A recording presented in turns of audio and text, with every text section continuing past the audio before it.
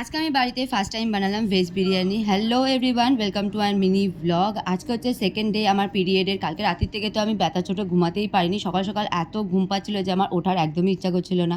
কিন্তু আগের দিনই তো বলেছিলাম যে আমার স্টুডেন্টদের সোমবার থেকে পরীক্ষা স্টার্ট হচ্ছে, তাই স্যাটারডে সানডে আমাকে দুদিন করেই পড়াতে হবে।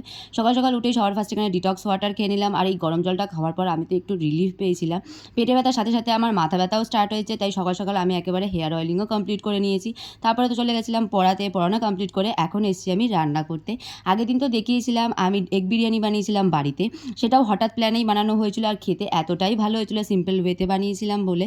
আজকে তাই সবাই বললো যে ভেজ বিরিয়ানি বানাতে, কারণ আমাদের তো এখন সানডে মানডে দুদিনই ভেজ। এই বিরিয়ানিটাও হট করেই প্ল্যান হয়েছে, তাই সেরকম কোনো ভেজিস আমি এতে অ্যাড করিনি। এখানে শুধু সয়াবিন, পনির আর ক্যাপসিকাম আর আলুই দিয়েছিলাম, কারণ এছাড়া বেশি ভেজিস দিয়ে খেতে কেউই পছন্দ করতো না, তাই ভাবলাম এটাই করি।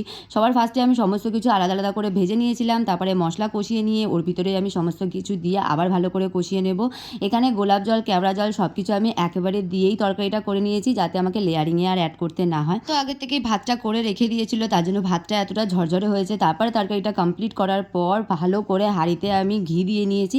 এরপর এখন লেয়ারিংয়ের পালা। পনিরগুলো আমি আর তরকারিতে অ্যাড করিনি, কারণ পনিরগুলো গলে যেত, তাই শুধুমাত্র ভাজা পনিরগুলো এখানে অ্যাড করেছি। আর তারপরে সমস্ত কিছু দেওয়ার পর ফাইনাল টাচ ওপর থেকে আমি বিরিয়ানি মশলা দিয়ে দিয়েছি।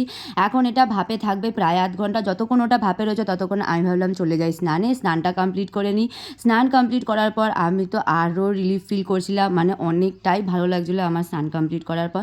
স্নান টান কমপ্লিট করে এখন আমি সবার ফার্স্ট স্কিন কেয়ার করতে। কেন জানি না পিরিয়ডের টাইমগুলোতে আমার স্কিনের অবস্থা এতটাই খারাপ হয়ে যায়, আর পিম্পল তো উঠবেই মাস্ট সেটা।